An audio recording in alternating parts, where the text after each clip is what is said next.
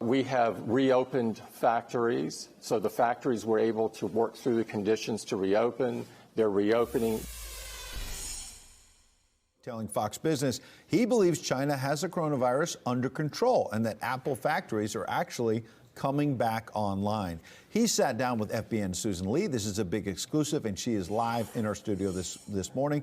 Good morning, Susan. Good morning, Ed. We got exclusive access trailing Apple CEO Tim Cook across Birmingham, Alabama yesterday, and he was there to launch an education initiative called the Education Farm, which is to provide coding opportunities for the underserved communities across the city. Also a homecoming of sorts as well for Tim Cook, since he grew up in Alabama and went to Auburn. Now, we had an exclusive sit down and we talked about many things, including education, giving back to the community, and of course, coronavirus and impacting China. Take a listen.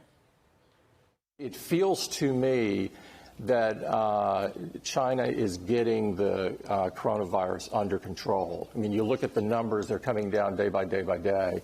And so I'm very optimistic there. We have reopened factories, so the factories were able to work through the conditions to reopen. They're reopening. They're also in ramp. And so I think of this as sort of the third phase of getting back to normal.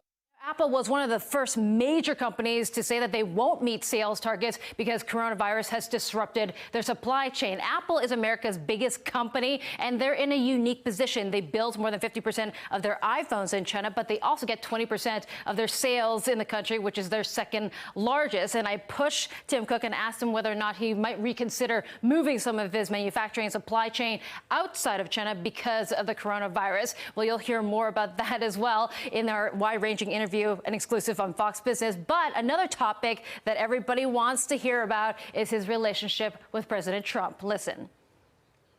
When people see Tim Cook on one side, Donald Trump on the other, they see a lot of difference. But you have been able to engage and work together. So how does the relationship work? There are differences. There's no doubt about that. But you look for intersections.